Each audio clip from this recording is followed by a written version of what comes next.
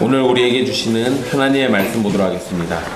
오늘 우리에게 주신 하나님의 말씀은 창세기 19장 12절에서 22절까지 말씀입니다. 창세기 19장 12절에서 22절까지 말씀입니다.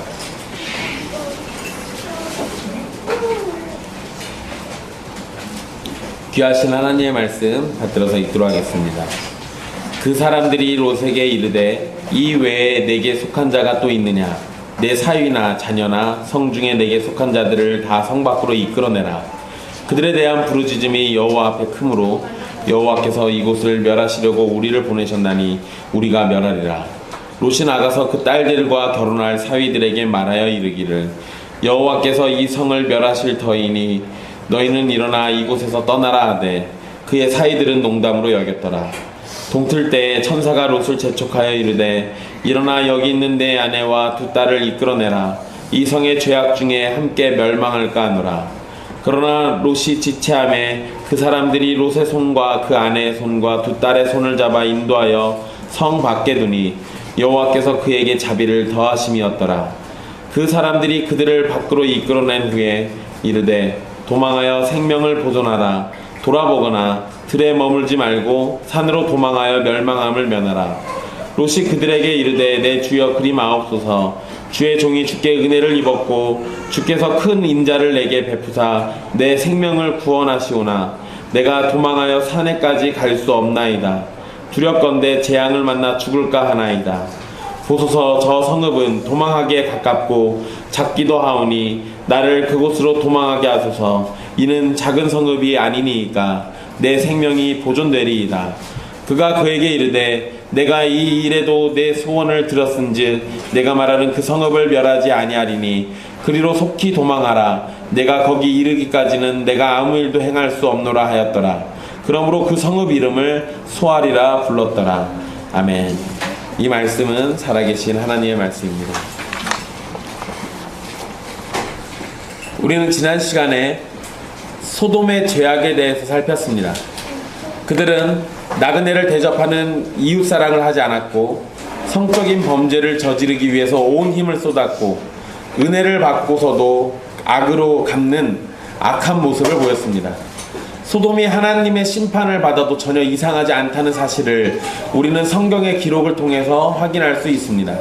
이제 오늘은 그러한 소돔에서 아브라함의 조카 롯이 어떻게 구원을 받게 되었는지에 대한 과정과 그 이후의 일들에 대해서 살피고자 합니다. 오늘 말씀은 하나님께서 내리시는 구원의 은혜와 소돔의 죄악에 물든 인간에게 나타나는 악에 대해서 알려줍니다. 지난주 말씀에 소돔 사람들이 롯의 집에 있는 두 천사에게 악한 일을 하려고 하는 중에 소동이 일어났고 천사가 롯을 집으로 끌어들이고 문을 닫았습니다. 그리고 소돔 사람들의 눈은 천사들에 의해서 멀게 됩니다. 그리고 나서 천사들이 롯에게 속한 사람들을 데리고 성 밖으로 나가라고 말을 합니다. 이렇게 소돔성을 나가야 하는 이유는 13절에 언급된 것처럼 여호와께서 악한 소돔을 멸하시려고 천사들을 보내셨기 때문이라는 겁니다. 이 장면에서 이제 이 천사들의 정체가 드러났죠. 롯에게 있어서는 이 사람들이 그냥 나그네가 아니라 하나님께서 보내신 심판을 내릴 천사라는 것이 밝혀졌습니다. 소돔에 심판이 내릴 것을 전해 들은 롯은 천사의 말을 따라서 나가서 자신의 딸들과 그리고 딸들과 결혼할 사위들을 찾습니다. 그리고 그들에게 여호와께서 소돔성을 멸하실 것이기에 이곳을 떠나라고 말을 전해줍니다. 그런데 14절 마지막에 그의 사위들은 그러한 롯의 말을 농담으로 여겼더라고 기록하면서 사위의 태도를 기록하고 있습니다. 여러분, 사위들은 어디 사람이겠습니까? 소돔 사람입니다. 소돔 사람이에요. 어떤 학자들은 롯의 아내도 아마 소돔 사람일 것이다 라고 이야기하는 사람도 있습니다. 근데 그거는 좀 너무 지나친 것 같긴 해요. 그런데 이 사위들은 분명 소돔 사람들이 맞습니다. 여기에서 이 사위들이 농담으로 여기다 라고 할 때 이 농담으로 여기다라는 이 단어는 18장에서 사라가 아이를 낳을 것이라는 말씀을 듣고 웃었을 때 웃다라는 의미로 사용된 단어입니다. 또 이 단어는 이후에 이스마엘이 이삭을 조롱하고 희롱한다라고 할 때 사용된 단어이기도 합니다. 그러니까 이 단어 자체가 이 19장에서 지금 이 단어가 똑같이 사용이 됐는데, 이게 단순히 웃다 또는 단순히 그냥 농담으로 여기다 이런 정도의 의미만 있는 게 아니고, 이것은 놀리다, 희롱하다라는 의미도 있습니다. 그러니까 19장에서는 놀리다, 희롱하다라는 의미가 사용된 것이 분명합니다. 즉 롯이 소돔에 내릴 하나님의 심판에 대해서 이야기를 했을 때 사위들은 그것을 듣고 비웃고 놀렸던 겁니다. 죽고 사는 문제를 이야기하는데 그것을 진지하게 받아들이지 않는 태도는 굉장히 큰 문제입니다. 사실 여러분, 우리가 예수님을 믿으세요 라고 이야기할 때 단순히 그냥 예수 믿고 복 받으세요 이런 식이라면 사람들에게 이런 소리를 안 들을 수도 있습니다. 물론 여러분, 예수 믿고 복 받는 게 당신처럼 그렇게 사는 것이오 라고 얘기하면서 조롱할 수도 있어요. 그런데 우리가 심판에 대해서 이야기하거나 이러면 대다수의 사람들은 사실 이 조롱하게 되는, 왜냐하면 눈에 보이지 않는 하나님이 눈에 보이지 않는 그의 능력으로 우리를 심판한다? 이게 잘 믿어지지가 않거든요. 그래서 우리 그런 사람들이 있잖아요. 지하철 같은 데 보면 예수천당 불신지옥 외치는 사람들이 있잖아요. 그 사람들의 이야기를 듣고 사람들이 정말 마음에 각성을 하고 또 마음에 회심이 일어나고 이럽니까? 아니요. 대다수의 사람들은 그걸 보고 조롱합니다. 대다수의 사람들은 그런 걸 보고 비웃고 조롱해요. 물론 여러분, 그러한 전도의 모습이 올바른 건 아니지만, 그러나 우리가 복음을 전할 때 세상 사람들의 태도도 사실 이와 크게 다르지 않다는 겁니다. 여러분, 사라는 자식을 주시겠다는 하나님의 은혜로운 말씀에 웃었습니다.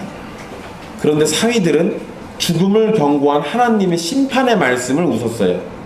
사라는 자신이 웃은 일이 잘못된 것이라는 점을 인식하고 곧장 웃었다라는 걸 부정하지만, 사위들은 그 태도를 바꿨다는 말씀이 전혀 없습니다.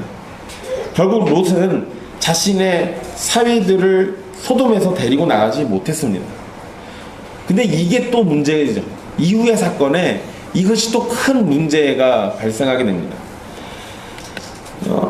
그런데 우리는 사위들에 대해서만 보통 관심을 보이죠. 롯이 사위들한테 이렇게 나가자고 했다가 이렇게 농담으로 여기고 조롱받고 이렇게 됐구나, 아이고 이러고 끝났네, 이렇게만 자꾸 우리가 생각하는데요. 여러분, 잘 생각해 보세요. 천사는 분명 12절에 롯에게 속한 사람들은 다 성 밖으로 이끌어내라고 말했습니다. 그렇다면 롯에게 속한 사람들을 다 찾아야죠. 그런데 성경에는 사위들만 기록되어 있습니다. 즉 사위들과 딸들과 아내만 있는 것이 아니라 롯에게는 가축을 치는 종들도 있죠. 여러분, 과거에 우리 들었던 말씀 생각해 보세요. 아브라함의 종들과 롯의 종들이 가축 이 풀 먹이는 것 때문에 싸우잖아요. 다툼이 일어났었잖아요. 그러면 롯에게 속한 사람들은 이 가족들만 있는 게 아니라 종들도 굉장히 많이 있었을 겁니다. 그런데 지난번에 말씀드렸듯이 천사들을 대접할 때 종들이 한 명도 언급이 안 돼요. 그냥 소돔성에는 지금 의인이 롯 하나밖에 없는 겁니다. 그런데 천사가 또 롯에게 속한 사람들을 데리고 나가라고 말하고 있는 이 상황에도 이 종들에 대한 얘기가 안 나와요. 그럼 우리 두 가지로 생각해 볼 수 있겠죠. 롯이 이 종들에게는 얘기를 안 했든지, 또는 롯이 종들에게 얘기를 했으나 종들이 무시했든지.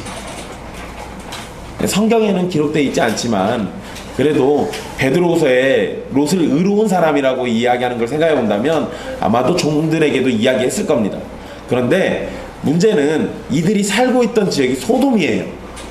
종들도 거기에 거하면서 소돔에서 악한 이 문화, 또 악한 죄들에 같이 물들어 있는 겁니다.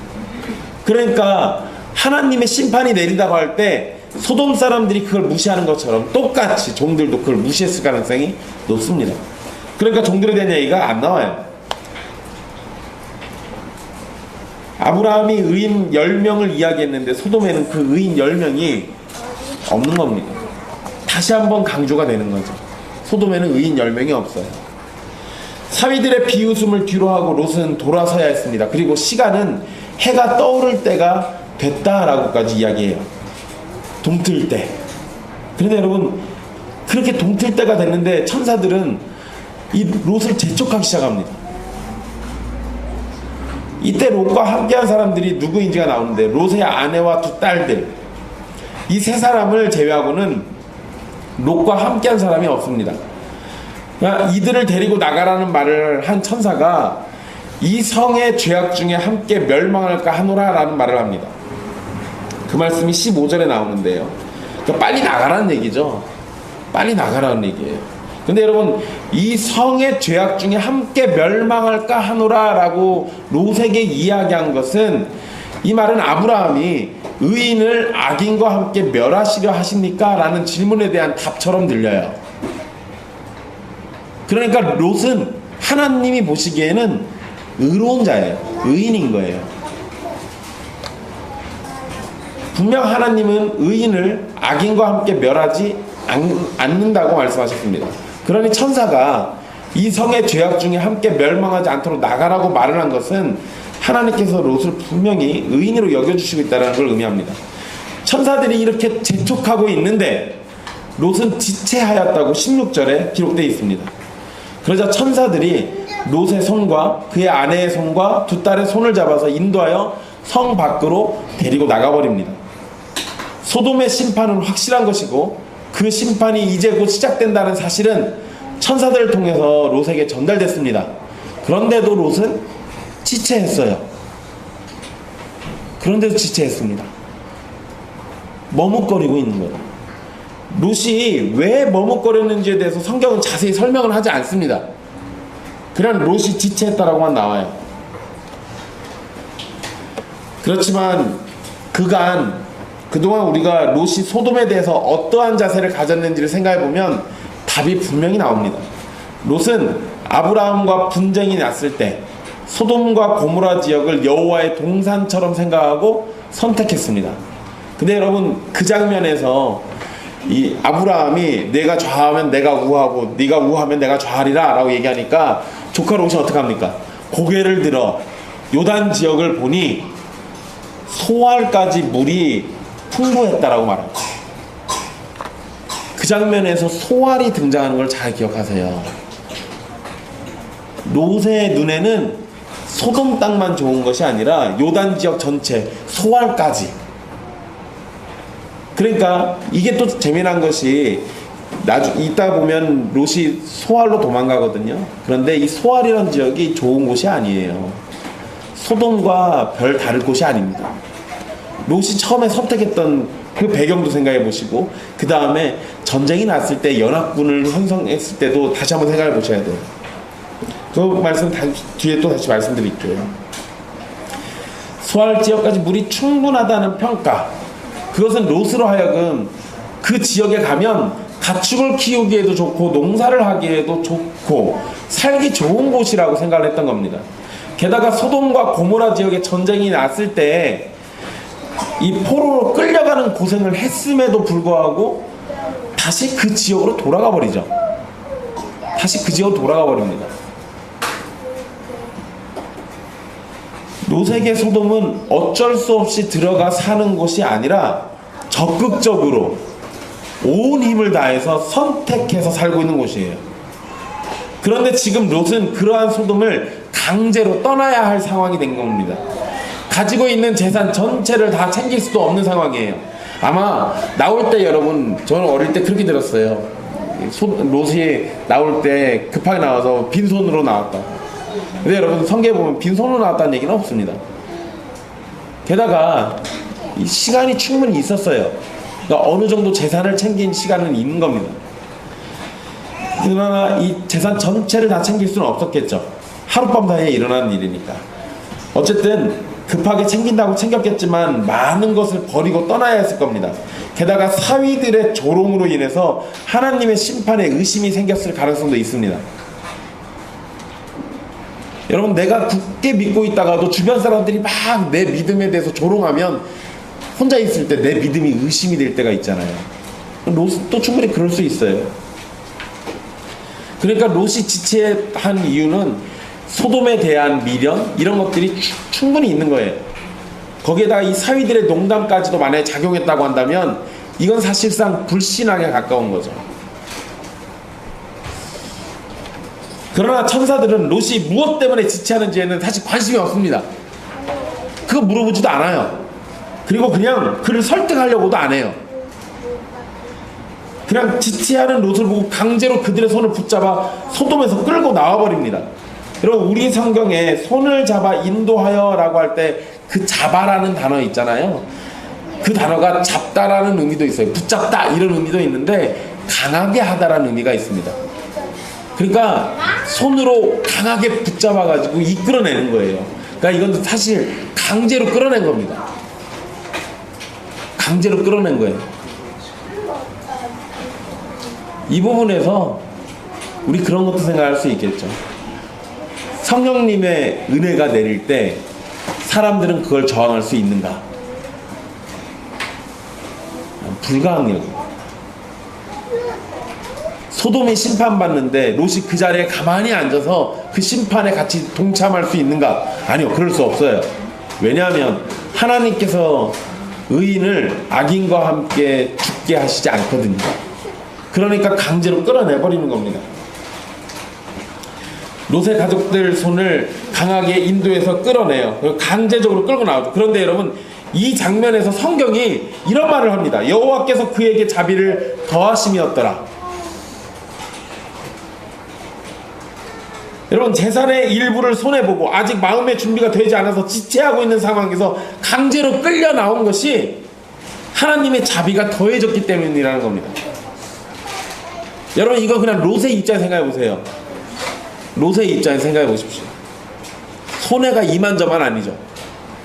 게다가 내가 외지인으로 이곳에 들어와가지고 얼마나 힘들게 정착했는데, 이제 좀 살만한데, 이제 성문에서도 내가 지키면서 장로 역할도 할 수 있는 상황인데, 근데 다 버리고 쫓겨나듯이 끌려 나오잖아요. 그런데 여러분, 그 상황에 성경은 그 상황을 하나님께서 자비를 더하신 거라고 얘기해요. 여러분, 이게 성경이 우리에게 말하는 은혜예요.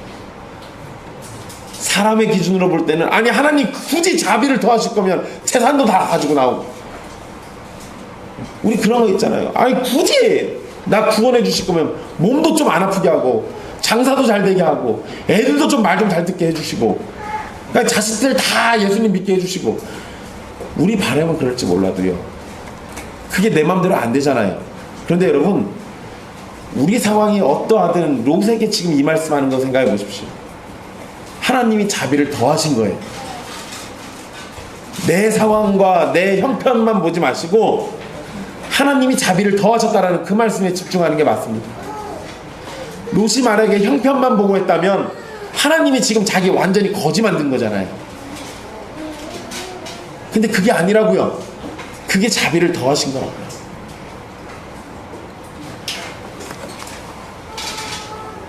여러분, 이 말씀은 구원에 대한 성경의 절대적인 진리를 표현하고 있습니다. 롯이 소돔에 내려지는 심판에서 스스로 나온 것이 아니에요. 그대로 두었다면 지체하는 중에 소돔에 내려지는 유황불 가운데서 함께 멸망했을 겁니다. 롯이 구원을 받을 수 있었던 것은 하나님께서 자비를 더하셨기 때문이에요. 하나님의 자비로 천사들이 롯의 가족의 손을 강하게 붙잡아 이끌어냈기 때문입니다. 구원은 우리 스스로가 선택한 것이 아니라 순전히 하나님의 은혜 때문에, 그 은혜가 강하게 주어졌기 때문에 얻는 겁니다. 여러분, 16절에 여호와께서 그에게 자비를 더하셨다라고 할 때 그 자비라는 단어는 구약 성경에 딱 2번밖에 안 쓰여요. 한 번은 여기고요, 다른 한 곳은 이사야 63장 9절 말씀입니다. 근데 그 말씀의 앞뒤 문맥을 보면은요, 이사야에서 사용된 이 자비는 하나님께서 자신의 백성들을 구원하시는 근원으로 설명됩니다. 모든 환난에서 구원하시는 근원이 바로 이 자비라는 거예요. 하나님의 자비. 그런데 이사야에서는 아예 명확하게 그렇게 개념이 설명되어 있고, 여기에서는 그냥 자비라고만 나왔는데 배경이잖아요. 모든 환난, 심판이 지금 내려지는 그 상황에서 하나님이 자비를 더해서 강제로 이끌어내서 구원을 주셨다고요. 자비하심, 우리가 구원받는 근원이 바로 하나님의 자비예요.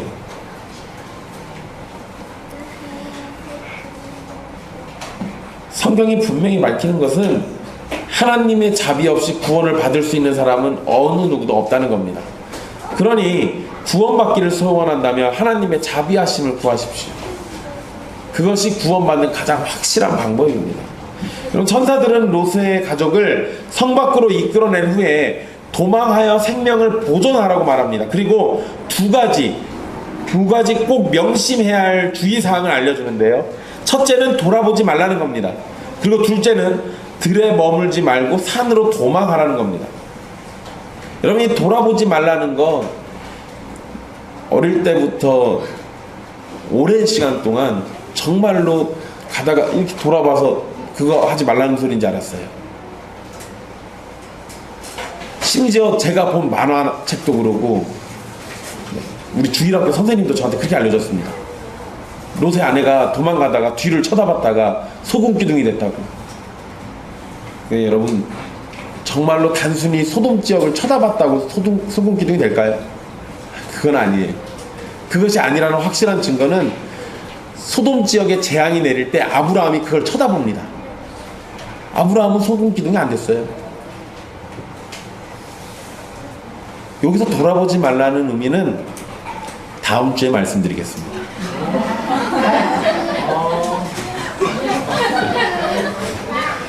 오늘은 그 돌아보지 말라는 거 말고 이 두 번째에 좀 더 집중해야 합니다. 롯이 그들에게 롯에게 천사들이 이 두 가지의 주의사항을 얘기하자 롯이 천사들에게 그리하지 말아달라고 간청을 합니다. 근데 여러분, 여기에서 롯이 표현하는 게 좀 약간 이상해요. 이 주님이라고 이 천사들을 부르는데 아도나이라는 표현을 씁니다. 이건 하나님께나 써야 할 표현인데 이미 천사들은 자신의 정체가 뭔지를 알렸어요. 그러면 롯이 이 상황에서 천사들을 향해서 아도나이라고 말하면 안 되죠. 물론 아도나이라는 단어가 그냥 종이 주인을 주님이라고 부를 때도 써요. 그런데 분명 여호와께서 이 소돔을 멸망시키려고 심판하시려고 우리를 보냈다라고 했으니까 롯이 그 상황에서 이 천사들을 향해서 아도나이라고 부르면 안 되는 겁니다. 그런데 롯은 그렇게 불러요. 그러니까 지금 이 정체성에 혼란이 온 건지 아니면 롯이 지금 굉장히 헷갈려하고 있는 건지 정확하지는 않습니다. 어쨌든 그리하지 말아달라고 간청하면서 롯 자신이 하나님께 은혜를 입었지만 도망하여 산까지는 갈 수 없다고 말합니다. 가다가 재앙을 만나 죽을지도 모르기 때문에 산까지는 무리고 소알이라는 성읍이 도망하기에 가깝고 작은 성이니 그곳으로 도망치게 해달라고 말합니다. 그러면서 롯은 소알을 작은 성이다 라고 다시금 강조해요. 그러니까 여러분, 여기에 이 재앙이 따라온다라는 표현, 이게 재앙이 딱 달라붙는다라는 의미예요. 그러니까 롯은 아주 긴박하게 내가 산까지 도망치다 보면 이 소돔에 내리는 그 재앙이 나에게 딱 달라붙어서 나에게도 똑같이 내릴 거라고 얘기한 겁니다. 그런데 방금 이 롯이 한 말에는 두 가지의 큰 잘못이 있습니다. 먼저는 하나님께서 천사들을 통해서 산까지 도망을 치라고 하셨다면 롯은 충분히 산까지 도망칠 수 있는 겁니다. 또한 뒤에 나오듯이 롯이 소알에 들어갈 때까지 하나님께서 심판을 내리시지 않는다라고 얘기하고, 심지어 천사들은 내가 소알에 들어갈 때까지 우리는 아무것도 못한다라고 얘기하잖아요. 그렇다는 얘기는 산까지 도망갈 때 그 시간까지도 천사들은 아무것도 안 할 겁니다. 롯이 산으로 도망칠 때까지 심판을 내리시지 않을 것이 분명해요. 그럼에도 롯은 두려움의 소알로 도망칠 수 있게 해달라고 간청을 합니다. 재촉하며 소돔성에서부터 도망치라고 할 때에도 지체하며 떠나기를 주저하던 롯은 다른 곳이 아닌 산으로 도망하라는 명령을 듣고도 그곳까지는 못 간다면서 소알로 도망가게 해달라고 말을 해요. 여러분, 구원받는 과정에 있어서 롯이 무엇 하나 온전히 듣고 행하는 것이 없어요. 그런데 여러분, 롯이 참 한심하죠. 그런데 성경은 이런 롯을 의롭다라고 한다니까요. 그래서 전에 말씀드린 것처럼 의롭다라는 개념을 우리가 보통 이해하는 것처럼 정의로운 사람, 법 없이도 살 사람, 이런 식으로 자꾸 생각하면 오해가 생기죠. 분명 성경에서 의롭다라고 이야기하는 건 그가 예수 그리스도께 속했다라는 거예요. 사람 때문에 의로운 것이 아니고 예수 그리스도로 인해서 의로운 거죠.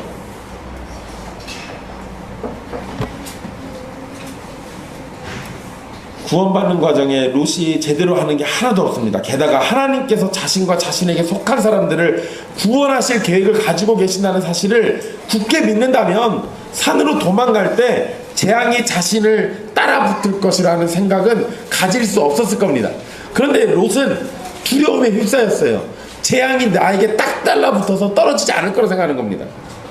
그러니까 롯은 하나님의 말씀을 전에 듣고도 구원의 확신, 이것이 없는 거예요.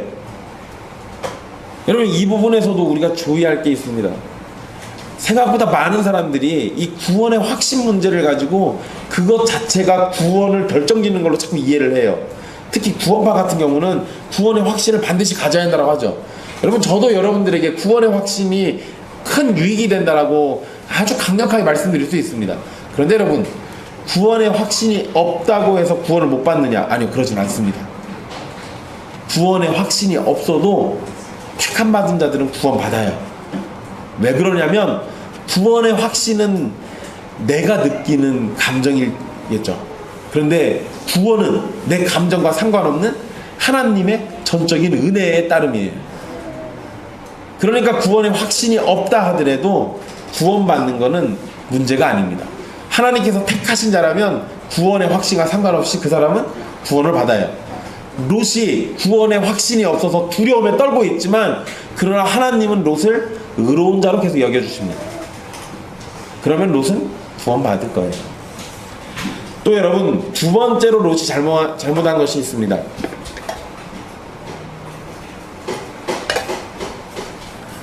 롯이 도망칠 곳은 작은 곳이 아니라 거룩한 곳으로 도망쳐야 했습니다. 산까지 도망치기가 정말로 어려워서 다른 곳을 굳이 피할 곳을 찾아야만 했다면 작은 성 소알이 아니라 거룩한 장소를 찾아 도망갔어야 맞아요. 요한계시록에서 보면 멸망받을 장소를 큰 성 바벨론이라 부르고 하나님의 성, 하나님의 백성들을 일컬어서 거룩한 성 예루살렘이라 부릅니다.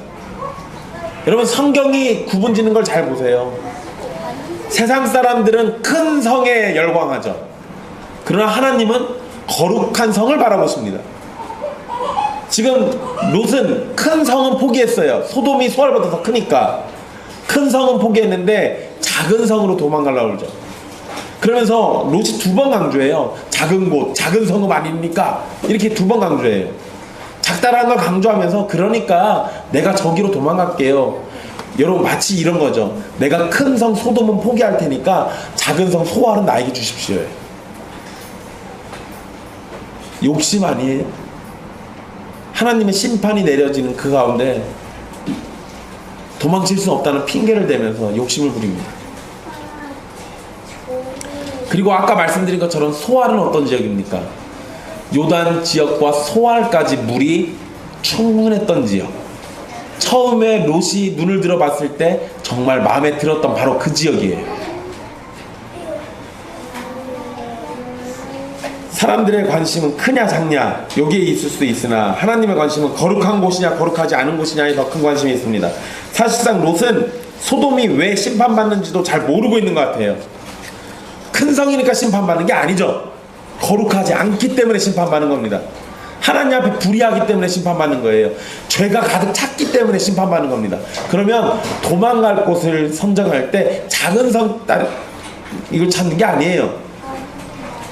롯이 정말로 도망갈 곳을 찾는다면 의로운 곳, 의인들이 많은 곳, 하나님의 법이 실현되고 있는 곳, 그런 곳으로 도망갔어야 맞죠. 그리고 여러분, 롯에게 있어서 도망칠 곳이 아주 확정적으로 있는 데가 한 군데 있잖아요. 아브라함한테 가면 돼요.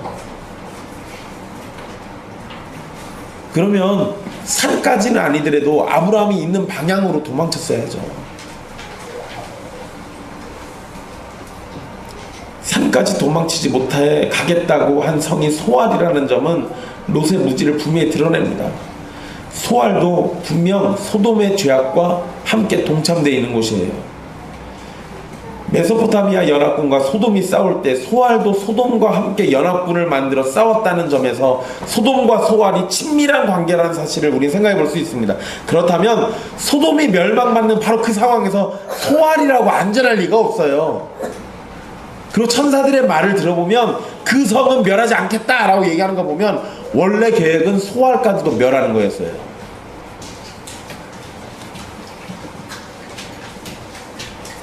그러니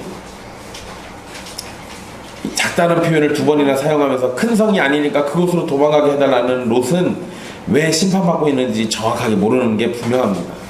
정말로 재앙을 피해서 도망치고 싶다면 거룩한 곳, 의인이 많은 곳, 하나님의 은혜가 있는 곳, 바로 그런 곳을 피해야 합니다.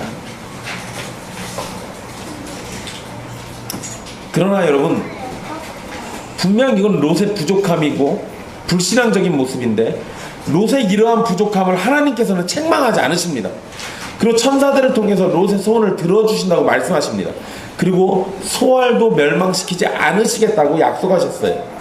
하나님께서는 롯이 소알로 도망쳐서 안전하기까지 아무 일도 행할 수 없다고 말씀하시면서 롯이 무사히 피할 때를 기다려주셨습니다. 여러분, 오늘 주신 말씀에서 우리는 하나님의 무한한 은혜를 보게 됩니다. 하나님의 무거운 심판이 내려질 것이라는 말씀을 듣고도 머뭇거리면서 지체하는 롯을 그냥 두시지 않으시고 자비를 더하셔서 그를 구원으로 이끄셨습니다. 산으로 도망치라는 천사의 말을 따를 수 없다면서 소알로 도망치게 해달라는 롯의 소원도 들어주십니다. 그리고 롯이 무사할 때까지 기다리면서 심판을 뒤로 미루셨어요. 이렇게 하시는 이유가 도대체 뭡니까? 롯이 하나님 앞에 정말로 충성스러운 자였기 때문에, 롯이 하나님 앞에 제사를 잘 드리고 하나님의 율법을 잘 실천했던 사람이기 때문에 그럽니까? 아니, 그러지 않아요. 그러지 않습니다. 우리는 답을 한 군데서 찾을 수 있죠. 하나님이 자비를 더하셨다. 거기에서 답을 찾을 수 있는 거예요. 하나님께서는 연약한 자들을 채찍으로 다스리시는 분이 아니라 연약한 자들을 자비와 사랑으로 이끄시면서 그들을 연약한 중에도 은혜를 받도록 해주십니다.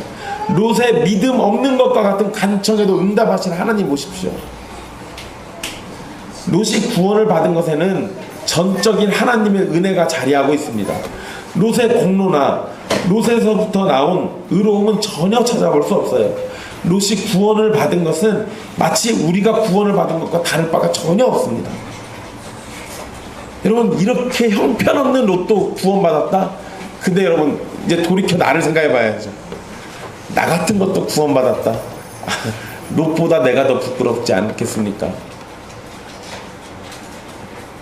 저나 여러분이 구원을 받은 것에 혹여 우리의 공로가 조금이라도 있었습니까? 아니, 없어요.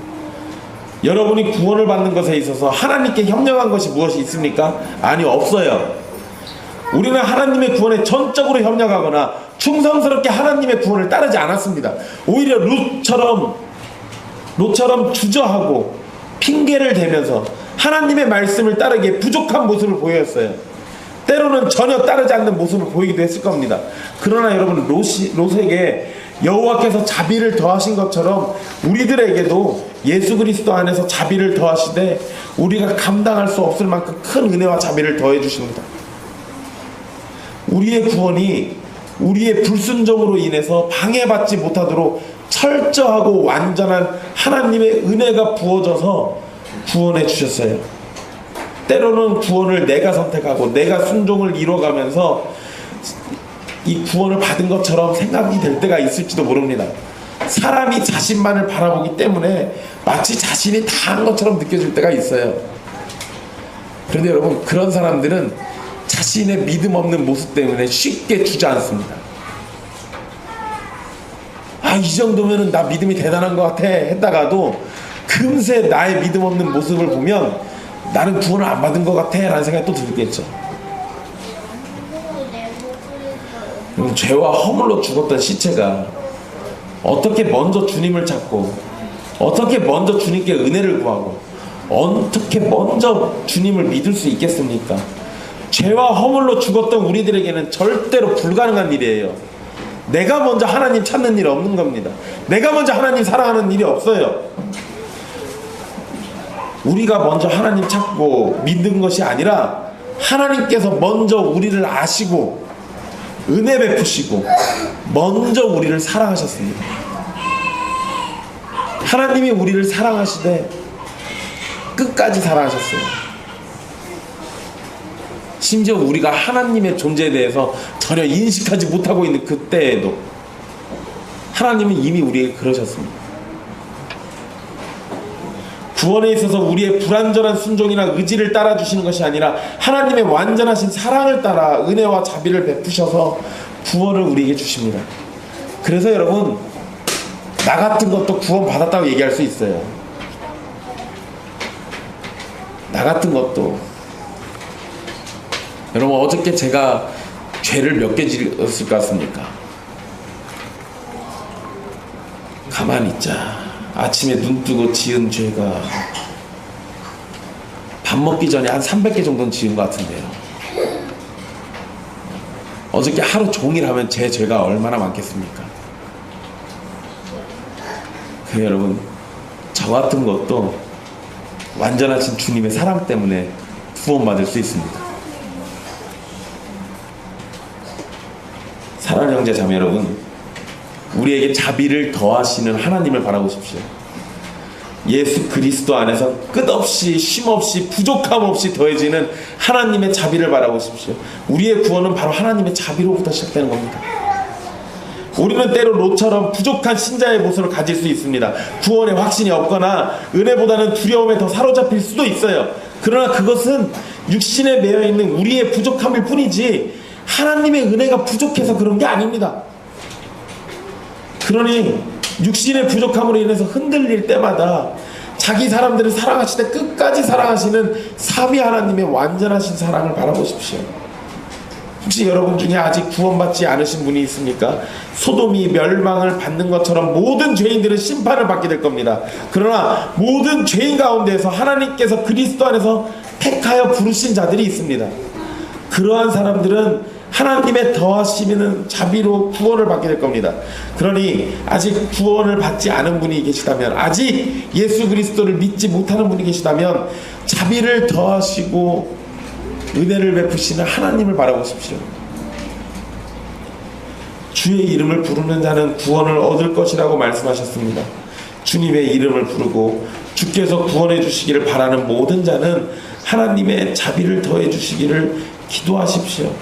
여러분이 아무리 흉악한 죄인이라 할지라도 하나님의 자비가 더해진다면 여러분의 끔찍한 죄는 십자가 위에서 모두 죽고 예수 그리스도 안에서 새로 태어나는 거룩한 백성만 있게 될 겁니다.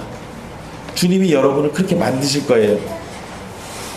그렇게 하시려고 그분이 완전한 제사를 십자가 위에서 치르셨어요. 여러분을 의인으로 만드시려고 그분이 완전한 순종의 삶을 사셨습니다. 예수 그리스도를 믿는 자는 그 모든 것이 다 그들의 것이 되는 겁니다. 연약한 중에도 우리의 기도에 응답하시며 우리를 온전한 구원으로 이끄시는 거룩하시고 자비로우신 하나님은 아브라함의 시대에도 택하신 자들에게 복을 주셨고 수천 년이 지난 지금도 예수 그리스도 안에서 복을 주십니다. 변함없이 택한 자들에게 복을 주시는 하나님을 바라보십시오. 그분은 우리의 구원이며 피할 바위, 피할 산성, 그리고 우리의 방패가 되십니다. 우리를 사랑하시는 우리의 구원자 삼위 하나님을 바라보십시오. 기도하겠습니다.